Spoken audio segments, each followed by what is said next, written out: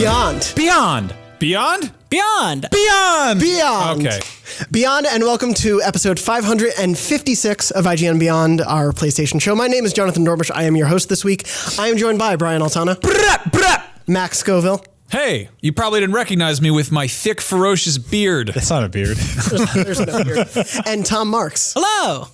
Before we begin the show, quick reminder, that's just Tom's hello, that Beyond is live every week on Wednesday at 3 p.m. Pacific at beyond.ign.com. It will be there for a full 24 hours before it will be live on all the other platforms and podcast services you'd expect, so make sure to come back Wednesdays, 3 p.m. Pacific for every episode of Beyond.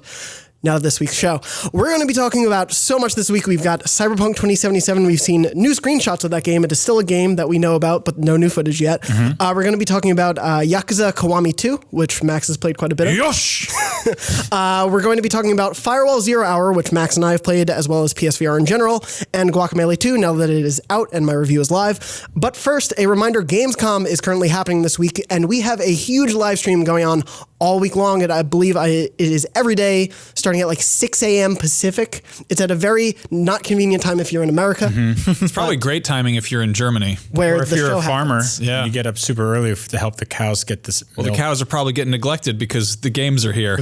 I just love the image of a farmer out in his fields watching an IGN live stream on his phone, Yep. like while working. He's got to know about Farming Simulator 19. IGN's Gamescom live stream is actually the world's leading killer of American farm animals every year. That is a true fact. We have that live stream going on every day this week through Thursday, so be sure to tune in. We'll also have all the biggest news, previews, exclusive gameplay, a lot going on, so you definitely want to tune in for that because most of our coworkers are gone this week, working very hard on And the if you're show. not a morning person, it all gets taped onto VCR, and then we upload the tapes to the computer using the internet. And then you can watch it through Periscope. That's why last week's episode was at 360p. Yeah, I don't know what happened there. That was a, sorry a about grand that. mystery. And we're Our like, well, VCR broke. whoops. If you're watching on YouTube, apologies about that. First, we're going to dive in, though. We have another guest at the table. You may not be able to tell if you're watching the video version because they blend in very nicely to the wall. This is the 500 million limited edition PlayStation 4 Pro. 50,000 of these will be on sale except for this one, so I guess 49,999. And so this is a celebration of 500 million PS4s sold. PlayStations Just in kidding. general. PlayStations in general.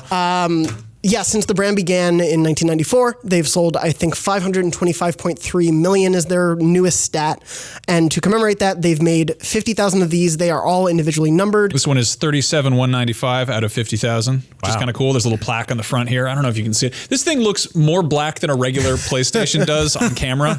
I assure you, it is the deepest of blue. We have a full unboxing of it on the website, on YouTube, if you want to see more of it actually and not just blending into the If set you want to here. see it, period. Yeah, Can you? it's a little difficult It's to upside see. down. It's making. I can't even No, I tell. understand.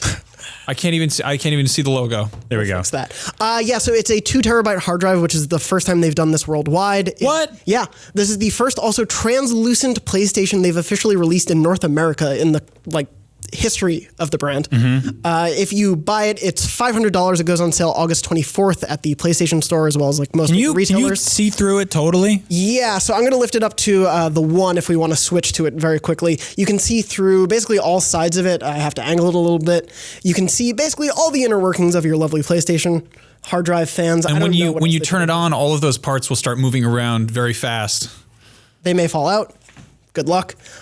See all the elves at work. I don't think people could see me through that PS4. All of those little playroom robots jumping Called around. BS. No, so it also has for $500 you get the console, the controller, and then of course there's also a camera. Yes, you got the PlayStation camera, so the controller has the translucent blue on the front, but a sort of solid back, a navy blue. I'm going to be honest, I hate it. Here, let's take a look at this. It's just like navy blue.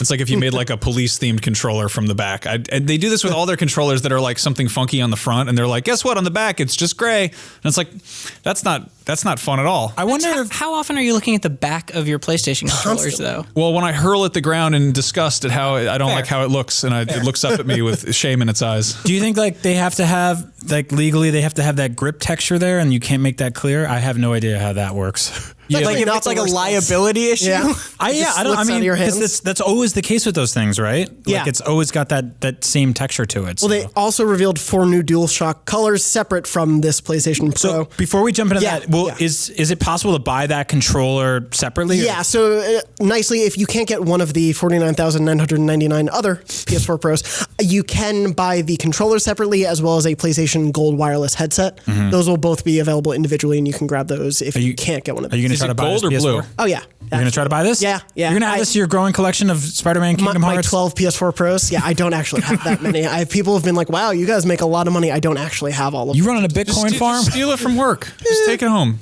So- I stole this jacket from work. This is a Days Gone promotional jacket. That's not true. No, I'm just kidding. It's just a red denim jacket. That was amazing. They haven't sent out Days Gone promotional jackets yet, but when they do, I'll be sure to steal one of those. Yeah, if you guys are looking for some ideas and you're working on Days Gone, that's the one to do right there. That promotional jacket. Really sell that game. Denim jacket with no logo, With just no like Max patches. likes. You know, just like a real motorcycle guy, just keeping it clean. I got a joke for you. What kind of fabric do the Mario Brothers wear? Denim, denim, denim. Denim, denim, denim. All right, let's move on. It's a PlayStation Anyway, show. Keep it together, Jonathan. unbelievable. Quick question. So I do plan on buying this. If any of you guys do, please let me know. But also, is there actually any PlayStation 4 Pro or just a special edition console that you would buy if you don't have one already? I assume most of us probably bought standard editions. I bought the white one. Okay. So I went out of my way to buy the white PlayStation 4 Pro from GameStop. Was that is where they were for selling them. Destiny? No, it was just called the Blizzard or something like They that. came out at the same time. Okay, got it. So got it, they got it. first distributed it with Destiny 2, I believe, as a tie-in. Right, but it really had nothing to do with No, it's just a white PS4 Pro. And then I know that they did the gold one, right? Which if I had known about at the time, I would have bought because I'm a sucker for anything gold. Like just unabashedly, unashamedly, I love gaudy shit so much. But and that's why I think it's really interesting that this one is like copper. Yeah. Not gold. It's very subtle. Yeah, so People who kind of suck at games, you're like, yeah, I got the bronze. the copper trophy. I 38% of these games. This is made from real PlayStation trophies that have been melted a down shame. from bad players all over the world. So thank you for your contributions. Yeah, I mean, I upgraded to PS4 Pro, and it's kind of a regular one. And part of me is like, I wish it was something nice and exciting, but at the same time, I was just like, nah, it's fine. I do have a white Xbox One Slim, whatever, the one that they put out, which is cool, but it's not like a limited edition or anything. I think that they usually like limited edition PS4s usually suck. Like they're frequently very disappointing, and that goes across the board. I think the only company that does it right is Nintendo with like weird, 3DSs, and even then they're sometimes like very, very bland. Those are very hit or We miss. put a Yeah. sticker on there. Yeah. I think that comes down to the fact that if they put out something like this is a special limited edition version, it's super fancy. But in the case that like it sucks or the thing that they're putting it out for just doesn't get the response they want, they don't want to be left with a bunch of inventory. Yeah. Like I like the Darth Vader PS4. It's not a Pro, but I don't like the controller that was bundled with that. That was the 2015 Battlefront one, and obviously I love the Spider-Man one. It's a little loud for my apartment, but Yeah. for an entertainment center, it's nice. I think that's the way to do it because it doesn't just say Spider-Man across the front of it. Yeah. Like the one they did for Star Wars last year just says Star Wars on it. And you're like, all right, you don't have to Get do it? that. Star Wars, like the movie. heard of it? The one exception, I think the only good thing that ever came out of Star Wars Connect was that limited edition 360 they put out. Oh God, yeah. It looked like R2D2, and then the controller was 3PO. Right. It made- And it made turned it on. noises. Yeah, that was awesome. But like that's such a rare exception, and I would kill for a Bloodborne PS4, although just has, like, Bloodborne horsehair never sticking out the front. Yeah, sure. What noise does it make? like those little nightmare monsters. Here's the thing that sucks though. Yeah, but Bloodborne never got a pro patch, so it would be just rubbing it in fans' faces if you made a pro version of that system. That's pretty Bloodborne, though. Yeah, that's true. Every time you put it to sleep, it says "Foul beast, away, You away!" foul beast. Yeah, Well, if you do want one of these, again, it goes on sale August 24th. It will be out of stock on August 24th. So good luck being on at the right time to buy it. I'm sure they will go very quickly. Again, the controller and headset will also be available. PlayStation also revealed 4 new DualShock colors as well, though, which I know people love different color controllers. You can get berry blue, sunset orange, blue camo, and copper if you can't get the copper of this limited edition Pro. Do you guys plan on buying any of these different colors, or do different colored controllers actually excite you? Like, do you see the need for them? I know some people love to collect all of them. Sure. For me, it's just I have the standard one. I'm sorry. You read the official titles, but the real titles are Booberry, Goku, 50 cents pants, and copper. Excuse me. Apologies. You kept copper, huh? Yeah. I would have gone with pennies. C-3PO, pennies, the Statue of Liberty or something. I don't think that's like a nice teal green. That's algae, actually. Yeah. A lot of people don't know that about stuff. This is actually a color debate show. It's a stuff show. I wish PlayStation would do what Xbox is doing. It's one of the few things that I think they're doing extraordinarily better than their competitors are in this field, but to let us customize our controllers. I love and order them and deck out our own color schemes. Because here, like some of the colors that they went with are so arbitrary that it feels like someone made custom controllers and then they shipped them. Like they're just like, oh, it's like deep purple and baby blue. And you love Hush and Highway Star? Well, Deep Purple is here for you. Do you like the Mets? Or the Broncos, really. Yeah. They've all got Max's favorite two-tone color scheme on them, too. I don't mind it as much when it's actually two colors, when it's like one is like translucent and the other is just a solid color. But yeah, these are like, I don't know, I tweeted out a photo of like the orange one alongside Goku, and I was like, who wore it better? And then a bunch of people were like, it's actually Fanta, it's Crash Bandicoot, it's like all these things, and you're like, wow, there's a lot of orange and blue stuff together. Yeah. When it's kind of garish, honestly. It's weird, they almost never do green stuff, and I wonder if that's because they don't want to step on Xbox's turf. But even going back to the PS3 era, I remember being like, oh, I want to get like a nice neon green controller. Nope. I get you can get like pink ones. I mean, I could be wrong, but like I definitely wasn't. There was like a sort of kind of an aqua teal version, but like I don't know.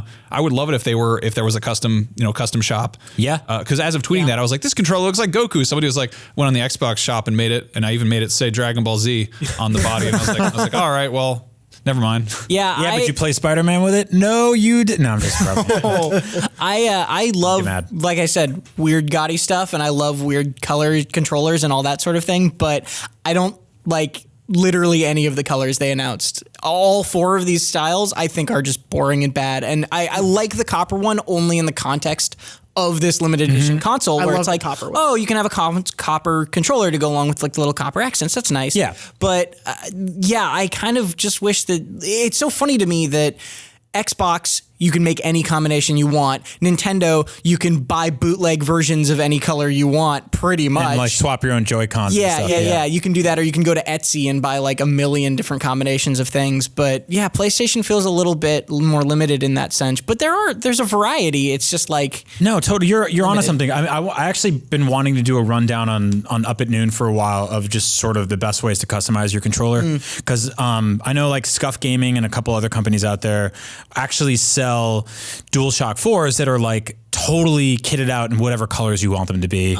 and they'll etch stuff into them and stuff like that. And like, yeah, it's pricey, but honestly, like it's the kind of thing you hold on to for the whole for the console's whole life, hopefully. Like I still have some of my launch DualShock 4s, the ones that didn't get the weird trigger rot that was like happening. The really light ones. Yeah. They didn't have the Well, do you remember the thumbsticks were decomposing early on those things? Yeah. And so I don't know. I think to me it's an investment. It's like, they're not cheap. So spending good money on one and just having it as your controller for a long time, you're going to go on a lot of very magical, wonderful personal adventures. I think I have like the one new controller that came with my PS4 Pro, and then the rest of them are all just, they have like the bare nub on the left stick. Just worn down. Just came off, and it's like, it's kind of gross. I use grip covers on my thumbsticks anyway. I got them on Amazon. They have like little gecko hands on them. I'll tweet Seems on brand. Yeah. Well, whatever controller you may have or whatever PS4 you'll be playing on, hopefully one day you'll be able to play Cyberpunk 2077 on it. That was the best segue I could get through. Someday, some year. Yeah, some year in the distant future. So we got new Cyberpunk 2077 screenshots and concept art. We revealed a bunch of concept art on the IGN Gamescom live stream So you can watch that and see those online. Tom, you dutifully made sure we covered it in full on the site today. So I want to talk a bit about, one, the new look at the game. I want to also check, have you guys all seen the demo at E3, the gameplay? Or No. I was you were not not at there, E3. so you did not. We did, though. You guys did. Yeah. So at the show again, Gamescom, they're not showing footage again of Publicly. Publicly. They have a new. Do they have a? It's a different angle of the BCD. Updated demo, Okay. I think they said. I think it's similar, but not exactly the same. Yeah. And they're also letting people go through it. In our demo, everyone was going through it as a female main character, and now they're letting like whoever is watching the demo choose. That's cool. That's kind of showing that it's not just totally on rails and that it does sort of, in fact, work. But again, they're not putting it out there into the world for anyone to actually see. Yeah, so why don't you think we've seen gameplay yet? Tom, I know you have sort of a theory about Well, yeah, I had a theory that we talked about briefly before this, that I think it's partly due to the fact that what happened with The Witcher 3's launch. Because The Witcher 3 came out, and all anybody on the internet was talking about for the week after The Witcher 3 came out was how ugly of a game it was, how much of a visual downgrade it was from E3 demos in years past. And there were literally forum threads and tons of things of people picking apart, like going into detailed E3 demos and being like, there's a bush right here, but in the main game, there's no bush right there. Or this crack in a wall, that's not as detailed in the main game. And it's like, yeah, they had to change things, but games change. Like, that's what happens. They showed demos 2 years before it came out. And of course the game's going to change. It sucks when that becomes the conversation, especially because in retrospect, nobody remembers The Witcher 3 as an ugly video game. Who would say that nowadays? Nobody. If somebody was saying the things that people were saying about the way The Witcher looks, the week of launch, now they'd be like laughed out of Reddit. They would people would be not even take them seriously. What's so funny is that if you played that, like, I don't know if you got like the game at disc and didn't on disc when it first came out, didn't patch it and put that in now, it might look like it's aged a little bit. But if you have an up-to-date version and I don't know if you've got playing a PS4 Pro or whatever, like I popped it in. I think I just automatically applied the PS4 Pro stuff. Yeah. And they patched it after launch to fix the graphical stuff. And then they were like, here, we tweaked that. And then if you upgrade your hardware, the game upgrades itself without even telling you. So like it still looks pretty. Yeah. And that's because they've basically been retconning the visuals of it. They've been going back and patching it repeatedly. I mean, this is an image that I brought up, I sent to Andres just to show. This image was spread around on the internet more than any other image I saw. And it's literally people breaking down specific things in a demo from 2014 compared to a promotional screenshot in 2015 and being like, this asset look, it literally says completely misleading asset, edge looks horrible. And it's like, that edge doesn't look horrible. Like, what are you talking about? So I think one of the reasons that this Cyberpunk might be wary, more wary than usual, and CD Projekt might be holding back their cards for a little longer, is because they don't want this to happen to the demo we saw. To be fair, and to play devil's advocate to all of this, and to be a little pro-consumer here, there's a lot of horse and buffoonery that goes on at E3 every year. There is. Where people will go in and rush to pre-order games and then they get a version of it that looks completely different than the one they got, or they kickstart a game that doesn't look like the one they got, or the version they kickstarted gets canceled. There's a lot of stuff where people are sort of just like, is this what I'm buying? Yeah. You know, and then there's a lot of incentives to pre-order. There's a lot of reasons to put your money in early. And so I understand when there's consumer backlash against something like, I mean, the Watch Dogs thing, Ubisoft notoriously, I think, gets a lot from fans because they have kind of put the cart before the horse a lot of times and said, like, this is what our game looks like, and then it ships and it looks a little different. Well, and that was even a year where they couldn't say what consoles it was on. Yes. They weren't allowed to say what the new next generation consoles was. And we are rapidly careening towards that era in this generation right now, where when we see for Death Stranding and they say it's running on a Pro, we're like, okay, cool, but this is a vertical slice of a game. You got it running right here. I don't know where the seams are, where this world stops and the next area begins and ends. We don't know if that's going to be a sort of Breath of the Wild type game that bridges two console generations, or if that's something that will get bumped to the PlayStation 5 or whatever it is. So it's tough to say, you know? Other thing to keep in mind is that there was a pretty big break between when CD Projekt first did their behind closed doors for The Witcher 3 and when they showed off gameplay to the public. Even the stuff that got picked apart, they let it kind of incubate for a while. Like I went to I tried to look it up a second ago. I'm not sure when exactly they first showed off gameplay. I think there was a year break. I could be wrong, but they did the BCD stuff. They were like, hey, press, come in and talk about it. And there's a video that I did. I remember this was in 2013, where I'm just standing by a Witcher 3 sign, and I'm like, yeah, the gameplay was really cool. It was really great. I felt like a Manticore, and the Witcher, Geralt's great. There's books, and then time went by, and then we had the gameplay to talk about. And I can't remember if they did the behind closed doors at E3 and then had gameplay at Gamescom, or if there was a full year and they didn't show it in action until E3 2014. And I believe it was E3 2014, but I could be entirely wrong here. But I mean, the point is that I think they understand how the internet works and how how you build hype. It's the same kind of school of thought that Rockstar has, where less is more. And if you do the Ubisoft approach, where you're like, here's our brand new game, this is running on optimal settings, and it's also final results may vary, you get people very excited. And then if you keep dropping more and more info about it, like Watch Dogs, for instance, by the time the first Watch Dogs came out, I didn't care, because we've been covering it for like 2 years at that point. Right. Yeah. Right. I think with this, it's interesting because we've seen it in motion as a cinematic trailer, but the average gamer has not seen gameplay. Yeah. They were mad that the gameplay trailer that we saw was not indicative of the final product. It wasn't even fake first person. The fact that this is a first person game, and the trailer looks like GTA 5. Of course. Yeah. I mean, because and again, I don't blame them, because I think it's a very the history of video game industry journalism up until like 2005, to take a select group of super people and put them behind closed doors and have them come out and describe things in the same way insane people describe dreams, and have them go like, and then there was, I fought a witch, and there was a horse, and people were like, oh yeah, I think I'll buy that. Now that you say that, that's how that demo felt. Yeah, because it's a bunch of people standing in front of a sign, and that's why somebody went in there and bootlegged the audio of this presentation just to give people anything, and then they had to shut it down. They got their access revoked, justifiably, because they signed NDAs and such.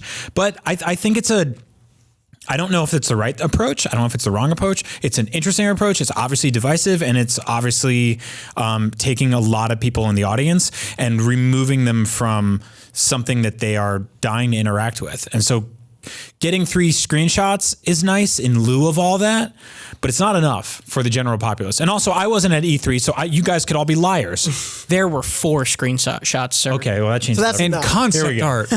And it's interesting because some of the screenshots, like the one we're seeing now, if you're watching the podcast, that's Jackie Wells in the chair. And 3 of these screenshots actually show Jackie Wells, which is a character that we saw and interacted with a lot in that BCD demo. One of the screenshots that they show here is actually literally a moment we saw in action at the E3 BCD demo. Cool.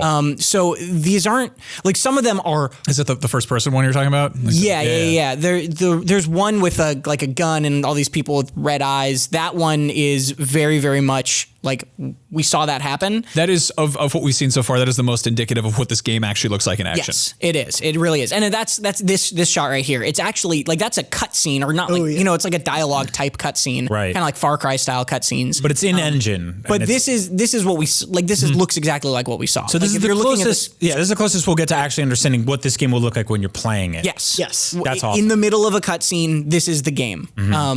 It just is. Like, this is what it looks like. So I think people are craving that, and I don't blame them. I want people to see it too. But the other part of this, I think, also is, like, CD Projekt said, I think during E3, that, like, the dialogue that we heard wasn't done. A lot of the voiceovers were placeholder. A lot of the stuff they were thinking of revisiting, especially after they got some pretty harsh criticism from people about some of that dialogue being pretty uninspired sounding and cliche. But like our E3 awards are done. Those are printed and handed out. Right. So I mean, I find that interesting, Right. Well, that's just what I mean is, like, it's another reason why they don't want to put it out, because I think it's another point of comparison that people can make and go, this is different.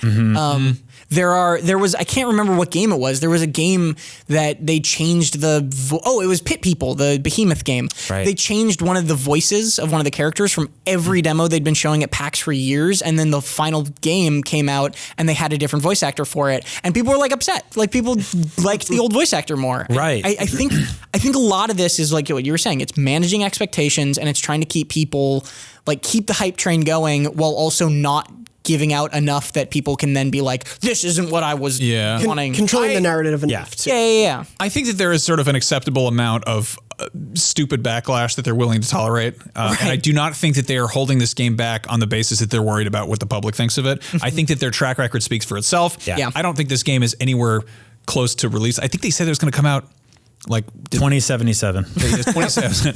No, but I think they said it was going to be like in some earnings call or something that they were saying it was going to be in the first half of 2019. I don't know. First half of 2019 sounds massively optimistic. To me, but then again, they could be keeping it in the oven longer and kind of pulling a Rockstar type of thing and really holding off on that release date until it is ready to go. But honestly, I don't know. I think that if you look at how their games have come out.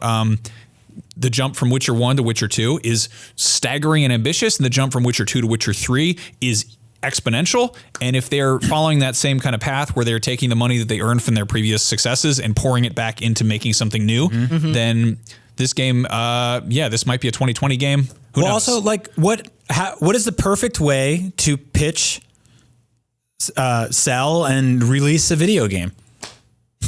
Nobody fucking knows. Yeah. Nobody knows because sometimes it's, hey, we kept this game a secret forever and it's out right now. Yeah. With other games, it's like, it's been at 16 E3s and everyone's tired of it. With other games, it's like, it's gone through all these different changes, but we're releasing a fraction of it and then that'll change over time. People are pretty upset with the Battlefield 5 stuff right now because it's effectively releasing with such a limited scope based on the amount of people that were actually in that war. And so it's all narrowed in. And like, what are you buying and what are you selling people? Like when you're at E3, like how much do you show beforehand?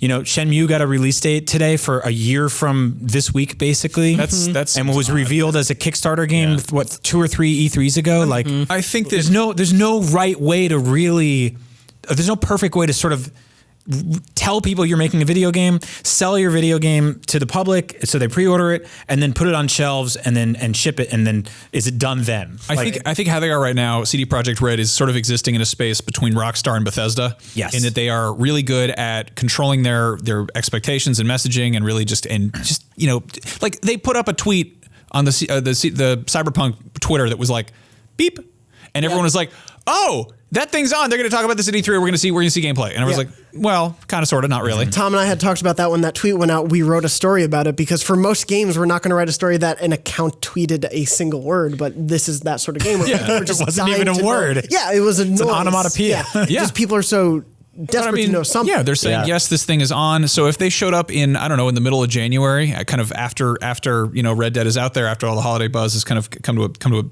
let the dust has settled. If they came out and they were like, hey, we're doing a live stream in 2 weeks, everyone would line up chairs and get ready and, sit down with popcorn. And if they came out, they're like, here's gameplay. This game comes out this fall. Boom, that's it. Right. They get in front of E3, they control the messaging. And I don't know if they would ever do that, if they were going to still stick with, E3 announcements. But yeah. I think part of why we haven't seen gameplay also, though, yet is because they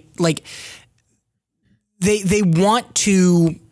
They want to hold their cards close to their chest, but also it's just a matter of like, oh my God, my brain is completely just fell apart and I don't remember what I was going to say. So we can move on from me. You should get some augmentations. I should. Yeah. No, I was going to say real quick, there's no like Hall H for video games, really, like where they're just like, here's 2 minutes of Aquaman that you can't film. Like there's E3 and that's for press.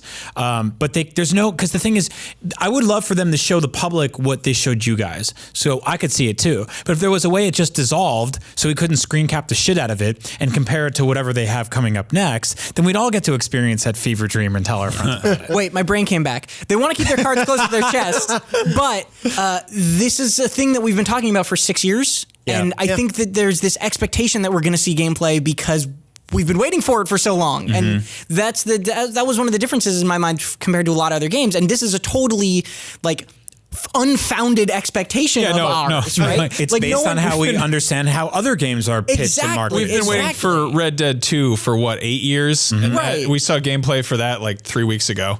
Right, but even then, every time they released a cinematic trailer, everyone was like, "Where's the gameplay?" So like, I think there's this expectation, like the longer we've heard about a game being in development, the more we expect it to just be done and ready to show. And like, I just don't think that's the case. They want to keep playing it close, even though the expectation isn't quite there. Yeah. Really glad I remembered that thought. Yeah, we'll see what the reality. Hold on, wait, I got a perfect segue for you. Let me set this up. There's a scene from The Simpsons, and I feel like this is a perfect sort of allegory for how CD Projekt Red handles their announcements. And it's the one where there's I think it's the Fleet of PETA, and there's the mob war, and Fat Tony gets in a huge fight with a bunch of Japanese mafia members, otherwise known as the Yakuza. And Homer's like, wants to watch this huge fight go down, and Marge is like, "Come inside," and he's like, "No, but there's that one little guy, and he's standing there, and you know that when he does something, it's going to be really cool." And then he goes inside and you hear like, "Wah!" And then someone flies through a window. That little guy is CD Projekt Red. If they stay incredibly quiet, they're going to do something cool. And eventually they will. Anyway. And speaking of the Yakuza on The Simpsons, Kingdom Hearts 3 is only a few months away. No, Max, I would never do that to you. Yakuza Kiwami 2 comes out August 28th. 27, 28, something like that. Yeah, somewhere in there. You've played a bit of it. Yeah, I got a chance to jump on that, and I played. I think it's like the first 4 chapters is what I'm allowed to talk about. It's always weird when it's a rebuild of a game and you can go on Wikipedia and find out every little story beat that possibly happens, but still you can't talk about certain things. So I want to speak kind of vaguely. Obviously, a lot of people are hearing more and more about Yakuza if they listen to this show, where I don't shut up about it. And there's a big question of like, how do you get into it? Where do you start? And there's weirdly enough kind of a debate right now about what the best starting point is. A lot of people recommend Yakuza 0, which is chronologically the first game in the series. It is a prequel that came out, I think, 3 or 4 years ago. I think it was a late PS3 game that got ported to PS4. It is an excellent introduction to the series, but it's also a much bigger game, and it's also like it's a prequel. It's kind of the same. And we were talking a bit about how it's better to play that game when you have expectations and know who some of these characters are and have a little bit of knowledge. Yeah. So this was actually the first game that I played in the series. It is a phenomenal game. It is fantastic. I really, really recommend it. But because it's a prequel, you can always go back to it. It's kind of the same way, the argument of like, where do you start with Star Wars? Do you start with episode 1 or do you start with episode 4? Don't start with episode 1. Yeah, exactly. However, if they released, I don't know, like some sort of an HD special edition of episode 4, that would be pretty cool. And in the case of Yakuza, that's what Kiwami is. Kiwami is a ground-up rebuild of the original Yakuza 1, which is a much tighter story, and it introduces you to all the characters, and it has a bunch of characters who do appear in 0 because that's chronologically earlier. And the good news is the sequel to that comes out very soon. What? So I highly recommend, if you're curious about Yakuza, and some people will debate me on this because they think it should be played chronologically, I think start with Kiwami, and then you immediately get to jump into Kiwami 2.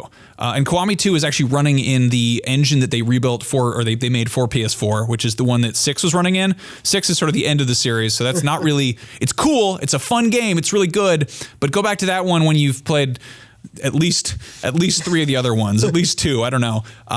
This is like where I'm always very hesitant or confused or sort of intimidated by this franchise. And you're my best friend, and I should jump into these games because I love goofy open world stuff, and I love Japan, and this looks like a blast, and I trust your sensibilities in video games.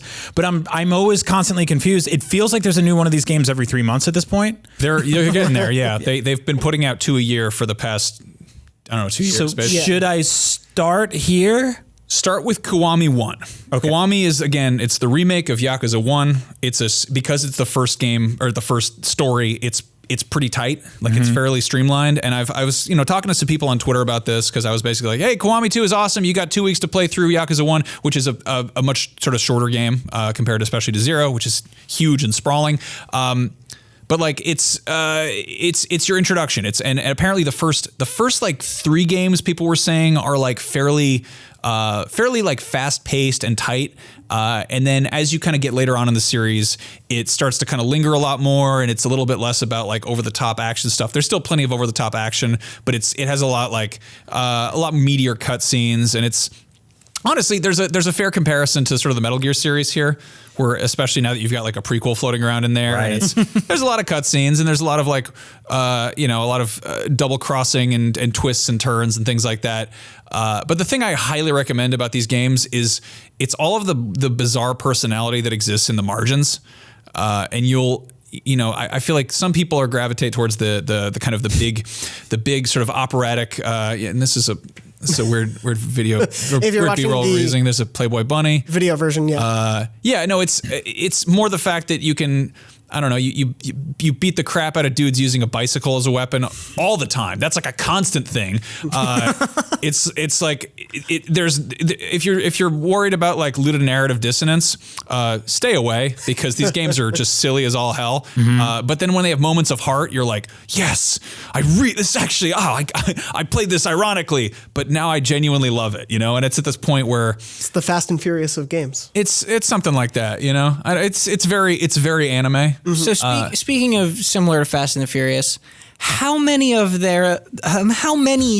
games are there? So there's in toto. Okay, there's Yakuza 0 and then Yakuza 1 through 6, which is that's 7 right there. 7. If you're counting the Kiwami games, which are remakes currently of 1 and 2. I would. Okay, that's 2 more games. Okay, so we're at 9. There's Dead Souls, I think, which is a zombie spinoff. There's, I believe, 2 samurai ones. Okay, 12. And then there's I think an online one that's coming up, and then there's Shin Yakuza something. There's another one in the works, and there's also, I think there was a PSP one. You know that Seinfeld gif where he just goes like this and gets up and walks? Yeah. The moral of the story is grab Yakuza Kiwami. It's $20. It's a remake of a classic PlayStation 2 game. It's on PS4? It's on PS4. It's a modern game. It's got all sorts of quality of life improvements. And if you like that, jump on Kiwami 2, because it's the continuation of that story in a brand new engine with all sorts of bells and whistles. And you get a hot water kettle as a weapon, which causes, like, I think steam damage or something. You had me at bicycle. Yeah. Honestly, you don't have to sell me on the kettle now. I love these games so much. I want more people to play them so that we can all have a good time together. Well, if you stop being so confusing, maybe we will. That's what I'm trying to say. Just play one. Play Kiwami. I will. I think I have it on my PS4. I was just afraid to start. Yeah. You're saying confusing to the guy who's talking about Metal Gear and Yakuza, and then the guy who talks about Kingdom Hearts all the time. Yes. So for us, it's not too confusing. Yes. No, there's a lot of sort of pomp and sort of bells and whistles story wise, but then when you get into the meat of it, you're like, oh, this is just a guy who's trying to do right, and he's trying to kick some ass, and he's going to use this huge parking cone as a weapon to wail on these dudes in the middle of the street. Yeah. Oh man.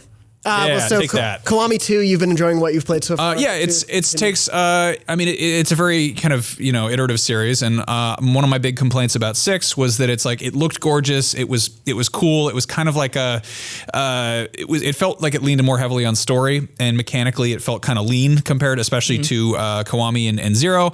And clearly they took some of that criticism as feedback, and they've added a ton of new sort of just mechanics and like there wasn't like a weapon inventory in 6, which kind of sucked. Like you could then that was a huge thing in other games, and now you can carry around like all sorts of silly weapons with you. And you can play the entirety of Virtua Fighter in it. There's always silly mini games and things like that, but in this case, they all look gorgeous. And like the first Kiwami is, again, it's sort of an up-res of a PS3 game, and this is from the ground up a PS4 game. So I very much recommend it, and it's just I don't know, it feels good. It's fun as hell to play. You just beat up some dudes, and the story is not too hard to follow. Yeah. That's good to hear. Every time you've talked about, especially Kiwami, I really have been meaning to jump into this franchise. And now that Kiwami and Kiwami 2 are out, essentially, I feel after this fall rush, it's like a good time to jump in. Yeah, and I mean, once you kind of get into one, I've totally seen a lot nailed. of people just get hooked. You totally nailed the Japanese convenience store look, by the way. Yeah, and it was like one of those a block from my hotel last year, and I went there every morning, and that's it. Yeah. No, the attention to detail in these is crazy. And I'm going to Tokyo in October, and I'm probably going to wear my gray suit and take some dumbass pictures in front of things. I really love that we just were watching a video of a man getting curb stomped epically, and Brian's like, man, that convenience store looked dead on. I'm completely desensitized to violence in video game play. That's the really funny thing about Yakuza is like you'll do like the most violent like takedowns, and then in the next shot there'll be like the guy will be like lying on the ground. He's like, I'm sorry, and you're like, I just stabbed you to death. What are you are you doing? It's definitely got some like River City Ransom and Streets of Rage in its DNA, and then a lot of silly mini games. And I love those. Are two of my favorite classic games. Hell yeah! Awesome. Well, if you're also looking for something else to play pretty soon on PlayStation VR, Max and I played Firewall Zero Hour for a few hours. Yeah, that's a lot of hours. Firewall Zero Hour. Not a great name at all. Roller coaster of vowels. Not related to Horizon Zero Dawn, as far as we know. It's kind of a tactical word salad. I feel like, but wouldn't that be weird if that's what tied the Horizon Zero Dawn series games together? Is the second word was always zero.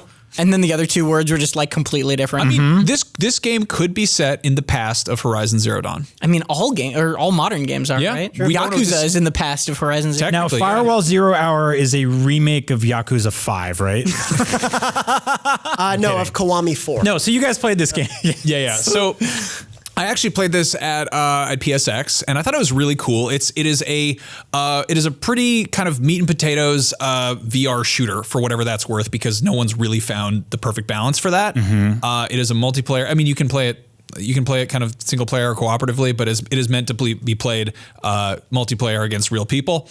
And it's definitely got some Rainbow Six in it. It's got some GoldenEye in it. But it's, I would say, a little bit more laser tag than it is like hardcore tactical stuff. Yeah. I could see like playing with 4 friends on a team is obviously the best way, I think, to play this game.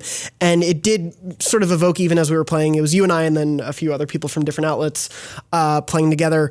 But obviously, we didn't know them as much as we know each other very personally well. We also were on opposing teams. That didn't help. But I could hear you outside of my headphones, so I knew what you guys were up to. I used that to our advantage. No, I did really love the idea, though, that you really do need to communicate in order to succeed well. This is a game about teamwork. I would say that the fact that there is as much of a learning curve as there is an indication of how deep of a game it is. Yeah. The idea is pretty simple. It's 4v4 and there are attackers and defenders. The attackers have to go in and like locate a laptop, which is in a sort of random location. And that requires sort of like hacking a node or finding data first of all, and then kind of encroaching on that location. And then you have to sort of guard this device while it's uploading data or whatever it is, and the defending team is trying to shoot you in the face while it's happening, and there are all sorts of different loadouts you can have. There's a ton of customization. All the guns have like you can have like different barrel attachments and silencers and muzzle suppressors and grips and stocks and down to trinkets on the gun and stuff. Yeah, down to having like a California flag dongle on the side of your your FAMAS with a grenade launcher on the barrel, a thing that would never be legal in California in a million years. But there's also there's cool touches, like there is a revive gun, which I thought was a really interesting mechanic where if your buddy's down and he's around a corner from you and you pop out and wake him up if he's what do you shoot him with? It's probably like you shoot him with friendship. Oh, it's a little friendship bullet. That's sweet. The bullet pops out and just pats him on the back and like, you're gonna be okay. How do the controls feel? Incredibly intuitive. Like wow. That's what's probably the most.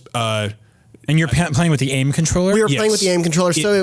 Sorry. It can be played with It can be played with a DualShock 4 though. Yeah. Okay, cool. So if you're noticing the footage, if you're watching the video version, there's a little bit of sort of choppiness as I'm turning This Is My Gameplay. And the reason for that is sort of I'm clicking what is the right stick to accelerate the turning, but you have pretty much like that 180 sort of degree motion of turning your head. So you can be looking around corners. It's really smartly accurate in terms of we were playing with someone and they held their gun out far from their body and it worked within the world of the game so they could shoot around a corner blind and still be in cover. They're smart. That's super cool because that's the kind of stuff that most conventional first-person shooters don't allow you to do from your own perspective. It's trickier to make that work. Yeah, I mean, this is a game that very much acknowledges the fact that your gun and your head are separate entities. Yeah, which is sort of flies in the face of first-person shooter design for decades, since its origination. Yeah, I mean, that's also the thing that a lot of VR shooters have done with like dual wielding weapons. Like actually means something in VR because you can point in different directions, which you can't do in a video game. Yeah, hey, you could do that in the hit game Red Steel available on the Nintendo Wii. This does not have dual wielding. Corrected. No, actually, really couldn't. I had a moment. What's interesting is the way it's laid out, obviously, because movement is movement is probably the slowest part of this, which is smart because it forces you to be a little bit more cautious. Right. And this is it's a tough game. It's you're going to get shot in the face. But you're not. It's not Virtually. like it's not Call of Duty. You're not going to be sprinting and wall running and jumping all over the place. You are kind of going to be making your way down hallways and looking for cover and thinking ahead a little bit.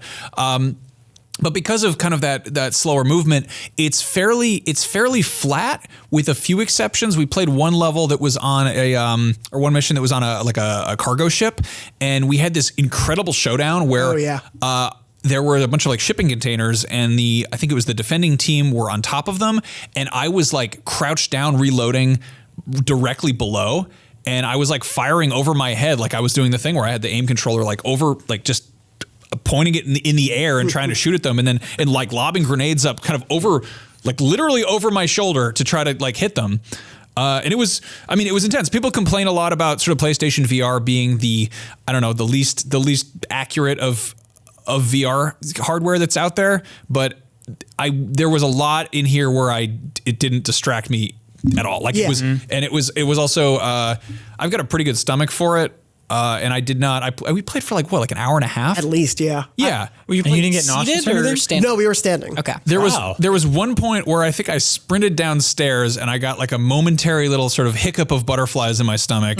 But other than that, like it was totally fine. I took the thing off and I was like, man, the rest of my day is going to be pretty boring. Yeah, I had the initial moment when we first started playing where I was woozy for a second, but it became so intuitive. If you're watching right now, we're in an office setup of this map, and there was a point in this match where I was the only person left alive on the team, and I snuck into a room that had doors on both sides, but in order to properly see both, I essentially kept my gun pointed at one and kept turning my head as I inched toward the other, while like looking to make sure you can cover. And there's enough variation in that movement and the freedom it gives you to really make some super tense matches. Like I felt the tension of this game so much while we were playing. I adored that. And it sounds like they plan on having kind of like long tail support on this.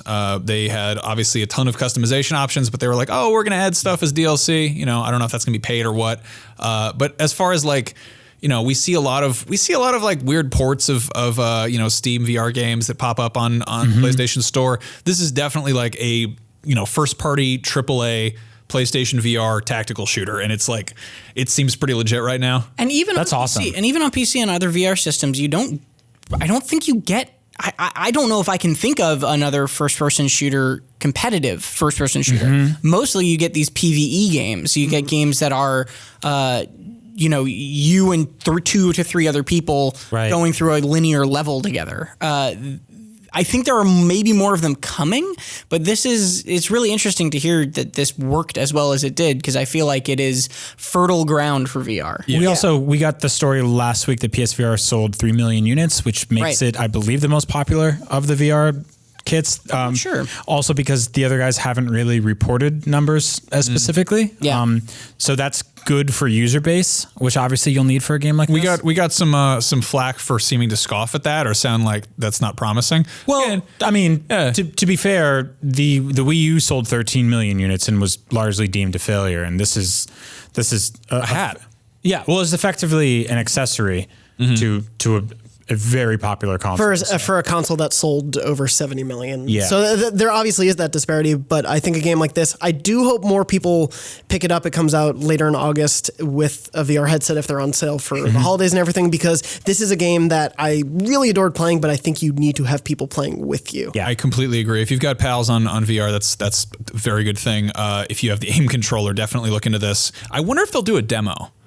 My hope is they should. I think they definitely should. Yeah. That would be really smart. Put out one map that you can play on. I think it'd be great. They did recently just put out, Ubisoft has a VR game that I played at E3 last year called Transference. Is that the Elijah Wood game? Yes, that's the one he's producing. They're putting out a demo for that, right? They're putting out a demo for that. So they're not averse to that. I do hope they put out something. No, I think PSVR demos are brilliant. Yeah. That is the best way to sell people on stuff with that game, with that platform, because it's, again, like watching trailers just make it look like a slightly jankier first-person shooter. But once you're actually footage, playing it, yeah, once you're actually playing it, it's a different story entirely. Yeah, I think I had seen the first initial announcement trailers and everything of Firewall and was like, oh, it looks like a shooter. I probably won't play it. And then having it in my hands for an hour and a half, I was like, oh man, I really need to find 3 friends who have PSVR. So that I can play worth noting though, there is right here. There is a single player mode, which is, I think they just call it training. Yeah. And you can play it by yourself or cooperatively with friends. The way we played it, because they'd unlocked everything, all of our characters were like level 50. Max level. So the AI was level 52. So we got to do like a nice VR reenactment of like, I don't know, the Winter Soldier, if it had like a bad ending or something. Like it was Jason Bourne's worst nightmare. It was like 37 SWAT team guys just coming into a kitchen and immediately killing us. There was one mission, we lasted, I think, 30 seconds on that map. Oh my God. It was pretty John rough, yeah. Wick, but like they were John Wick. Yes, yeah. John Whack. Just like, Whoa. yeah. Speaking A of new parody coming soon from Asylum Films. yeah. oh boy, as part of Day the Earth stopped. Transmorphers. I hate all those titles. As part of the 3 million units sold announcement, they're also right on the cusp of essentially 22 million VR games sold.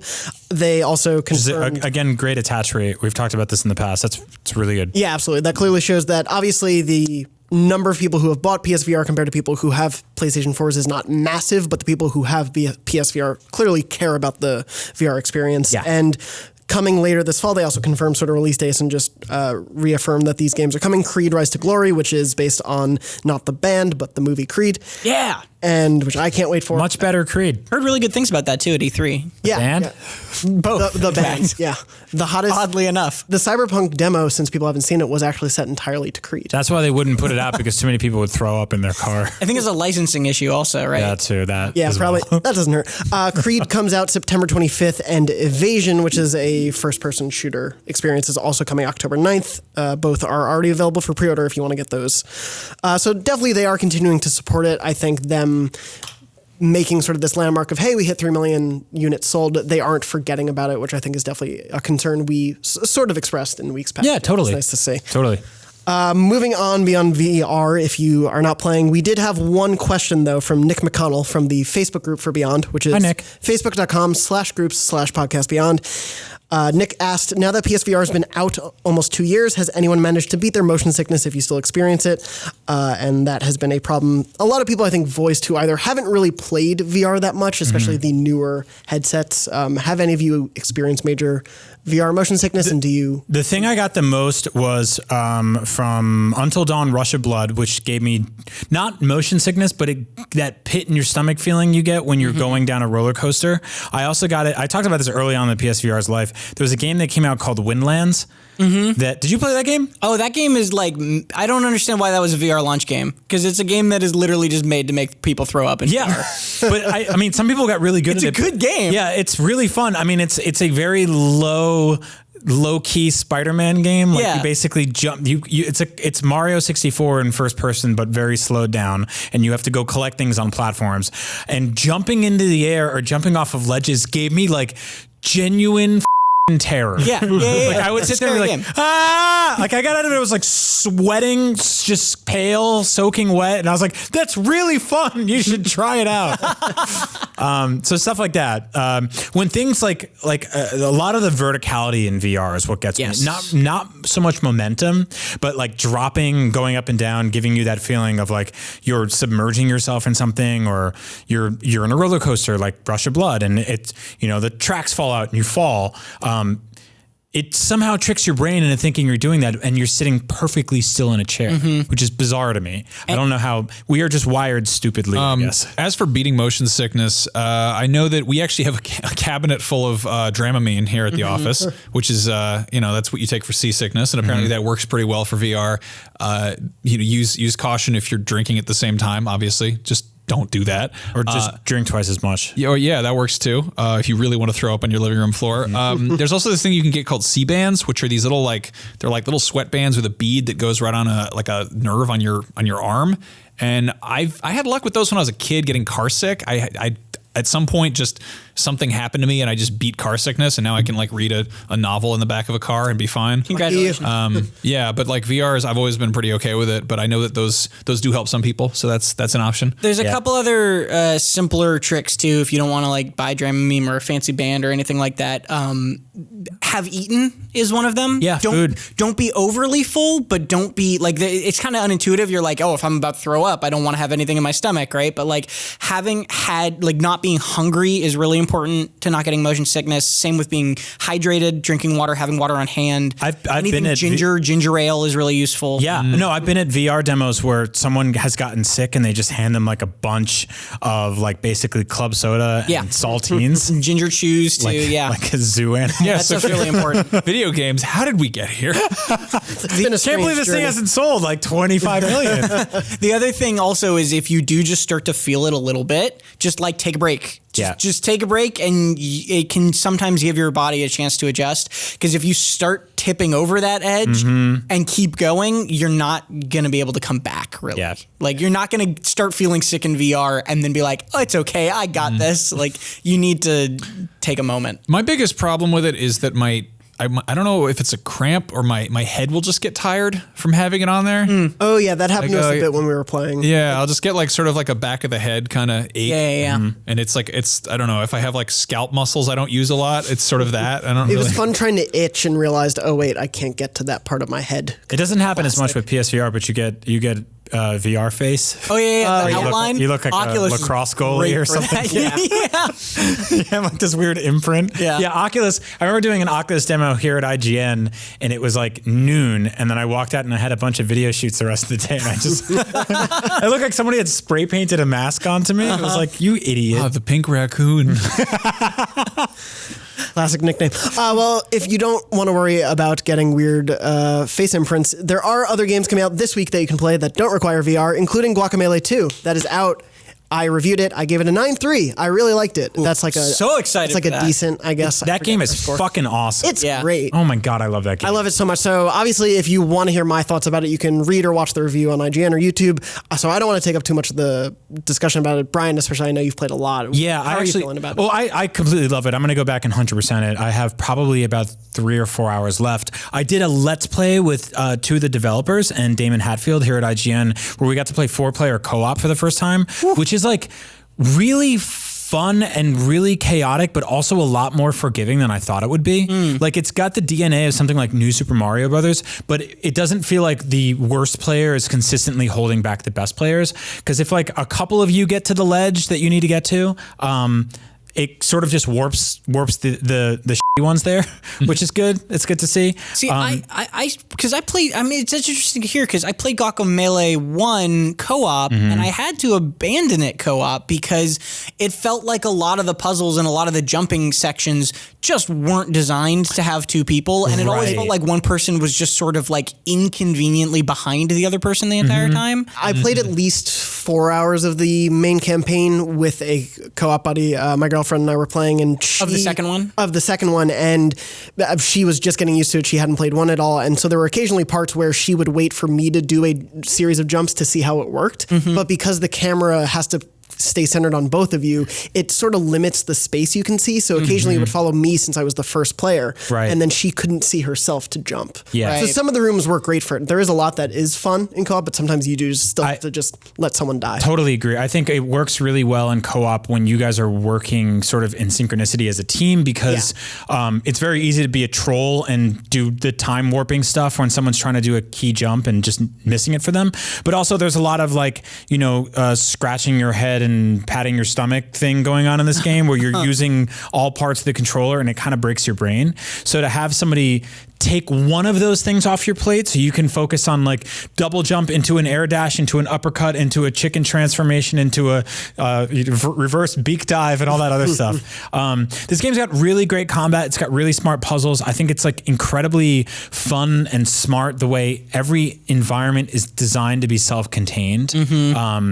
There is a really deep sort of post-game and metagame here from what I'm hearing that it goes like effectively the main campaign campaign is a little easier this time around, but the post-game 100% stuff is harder. It gets real tough. There are some challenges where, and like you were saying, you have to use basically every part of the controller. What I love about this game is every move that Juan learns is important to mastering some of the most difficult platforming. Yeah. If you cannot do them all and do them all exactly at the right time and in combination with one another, you will not get to the 100%. Yeah. There's some stuff that it is turning into a chicken and dashing and then reality shifting and then jumping 3 times and then punching and then getting 3 things that revive your punches. Like it is constant for a couple minutes, and it's so fun and it's so rewarding to complete them.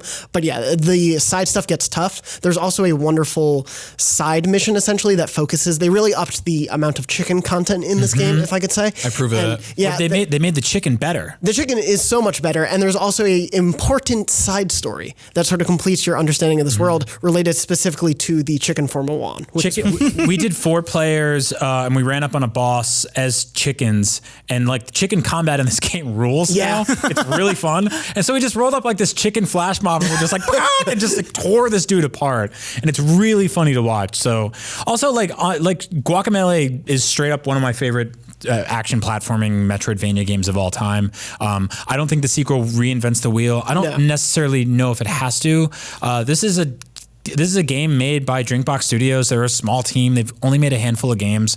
And I honestly think this is one of my favorite sort of like indie franchises in video game history. So if you're looking for something to play before Spider-Man gets here, like this is it. This is a really fun, really challenging game. Super rewarding, really gorgeous. So Yes. so beautiful. Speaking of Faraday Rodriguez from the Beyond Group asks, is there a game I should play through before Spider-Man comes out in a few weeks? This is one of those games. I think so, yeah. I think Yakuza Kiwami. that too. So I voiced a while ago on this show that I was sort of lukewarm on Guacamelee 2, not in a bad way. I love what they're doing. I respect the hell out of that team. I love the first game up and down, but I was also like, the first game I went into as a totally unknown quantity, and this is sort of more of the same, which the same is good. The same is that's a thing that I liked initially, but it doesn't have that element of surprise. It also, I played a bit of it. I played a few hours. It seems like it leans way more into the precise platforming, which was not my favorite part of the first one. Like I very much like the beat 'em up stuff, and I like the Metroidvania stuff and the puzzles, and I love the humor. But this game is like, it pushes back a little bit too hard for, what I'm looking for. Like I suck at platforming. Yeah. Makes me want to play it more. I'm not gonna lie. It's tough. You are It's a really tough. platformy man. Yeah. But no, it's phenomenal. It's gorgeous.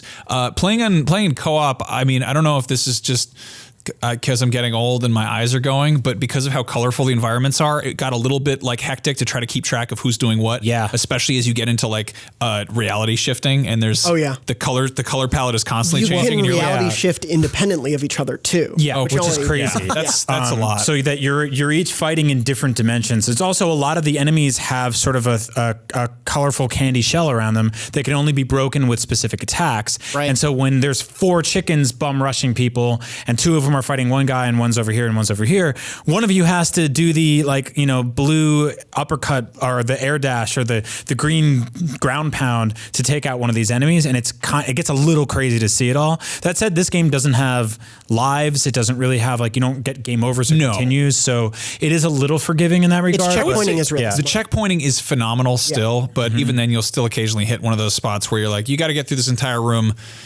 and you're going to die a lot, and I was like, I don't have the patience for this right now. Yeah. I think the co-op stuff is really well done. It is chaotic. That said, I have and will continue to play 99.9% of this game entirely by myself. I also, like, one complaint we had about the first game was that it was very it was very memey, it had like a lot of references to sort of like, I don't know, like sort of present day, circa 5 years ago, like Reddit memes, like Grumpy Cat was in there, Mr. Destructoid, stuff like that. That was very like, here's the front and center, like internet goofs. This one feels more like, hey, here's stuff that everyone loves that's probably a little more timeless. Yeah. It also, for me, those references in the first game were just that. They were just references. Whereas here, they tend to work with the references and actually find a gameplay twist to them or a hook that actually makes it worthwhile. There are still signs in the background that are just signs. There's also some nice like winks and nod to other indie games. Yes. Also, I love that we're getting this sort of almost like indie game cinematic universe. Like one game that's out this week is Brawl Out. Yes. Which is basically it's like a Smash Brothers Brawl clone. So, in so many words. For the kids that couldn't sit at the popular table in Right. school. It's pretty awesome. Yeah, or it's like you've the got- art kids in the corner. Or you've got like a more I didn't sit at the powerful popular kids console. table. That There we table. go. But it's funny because they've got Hyper Light Drifter, they've got Juan from Guacamelee, they've got what is it, ukuleles in they Yes, like they got into it. I love that all the indies are kind of teaming up and being like, yeah, sure, why not? Well, it's like what Shovel Knight's been doing. Shovel Knight's been on this like award tour for the last few years, and he's just like showing up at other people's party and walking in and being like, "Hey, I'm here to hang out. I'll be in a fighting game. I'll be in a puzzle game." I think it's the publisher Nicholas is also doing that. Yep. Making a couple games that have like Isaac from The Binding of Isaac and the people from Cave Story. Yep. Also, Celeste had a secret area that was extremely hard to get to that has like Super Meat Boy chillin' and some people from Towerfall and some people from some other games. I love that. It's insanely hard to like. It literally, I was sitting on the train and realized how to do it 6 months after I stopped playing Celeste. And was like, oh my god, I gotta go back and like. It was, That is such a ton. I really like. It reminds me of like when like SNL actors make movies and like a bunch of other SNL characters show up in those movies. You can do it. Yeah, you're all part of like the weird Schneiderverse or whatever the hell it is. Yeah. It's cool to see, and like you were saying, it's interesting that there is a legacy of indie gaming that Guacamelee can point to, and even point to itself in that legacy, and it deserves to be a part of too. Yeah, and it's very smart about understanding like how to make those references work this time around. I'm really good to see that. Like you said, it doesn't reinvent the wheel, but I don't think it had to. Nope. It's really nice to see. Super happy with it. Again, you can see my full review, video review, and written on IGN.com right now. There are plenty more games coming out this week. Brawlout, as you mentioned, All-Star Fruit Racing. Mm-hmm. Which we sounds like we're goofing again, talking about, doggone golf or whatever, but All-Star Fruit Racing looks like, again, if you don't have a Nintendo console and you want to play some wacky kart racing, this is a fruit racing game about little cartoon cars. So wait, this week PS4 got like a off-brand Mario Kart and off-brand Smash Brothers. Mm-hmm. This is like weird alternate dimension Nintendo land. I love it. There's dabbing in this game? Of course there is. This looks like if they made a game based on the second half of Wreck-It Ralph, basically. Fair warning, this game came out in early access on Steam, and I might be misremembering because there's been a slew of Mario Kart like indie knockoffs recently. I believe it did not get the best reception on Steam. Got it. So be You mean wary. to tell me that the PC Gaming Master Race was not receptive to a colorful children's car game about fruit? I'm all about this game, and I think from what I heard from cursory glances at reviews was that it had some performance issues too. Got it. So there might be one to look into before just insta buying. Well, I've heard that if you're having performance issues, some more fruit in your diet might be good for that. God. Oh boy. Well, Is this fruit fresh or is it rotten to the core? Stick with IGN News to find out more. All I know is they spelled cart wrong. Rhyme? It did rhyme. Just make Yeah. that rhyme. Yeah, it did. Well, with the power of the PlayStation 4 Pro, you won't have any performance issues. And bringing it all back around, that is IGN Beyond, episode 556. Max, where can people find you on Twitter? Max Scoville on Twitter. You can also check out me and Brian every week on Up at Noon, where we have a very silly time talking about toys and games and books and shoes and food and really just I don't know why they let us do that show. It's really an idiotic way to describe it, but that's actually doing it a lot of justice because it's even dumber than that. Yeah, go watch that show. We have fun. Tom, where can people find you? People can find me at Tom R. Marks on Twitter and basically nowhere else because don't like social media. Perfect. And Brian, where can people find you? Find me at Agent Bizzle. I'm also on a little show called Nintendo Voice Chat here at IGN and Up at Noon with Max and then some other stuff. Yeah, our nemesis. We're going to go kick those guys' ass. Until you're their best friends. And I am at JM Dornbush on Twitter. You can find me there talking about Kingdom Hearts probably. You can also see Tom and me later this month at PAX. We're going to PAX West. So if you see us, say hi. I was going to ask you a very quick challenge. Ooh. Explain the story to Kingdom Hearts to me in one sentence. In one sentence. How many clauses can this sentence have?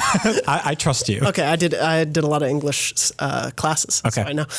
Kingdom Hearts is the story of a young boy powered by his love of his friends and his home, of wanting to save not just his world, but the worlds of all the friends he makes along the way, and making sure that light can beat out the darkness. It's a pretty long sentence. I don't know. That was awesome. And also Mickey Mouse got dumped real bad and they got to get his heart back. No. What? His actual heart? I'm making that Oh, up. I honestly, you had me going for a second. I was like, that sounds about right. I don't know much about Stole that his series. heart? Like physically? No, they steal hearts. Yeah, like when someone Alima. dies, a heart. Is that what the heart is in Kingdom Hearts? It's like an It animal. is a live mouse's heart. Ugh, God. Kingdom Hearts is the depository of all the power of hearts, essentially. And people are trying to harness that power. Anyway, this has been Beyond, You lost episode me. 556, Beyond. Beyond. Beyond. Nice work. Oh, awesome show. Yeah, Thank that's you, really guys. great, guys.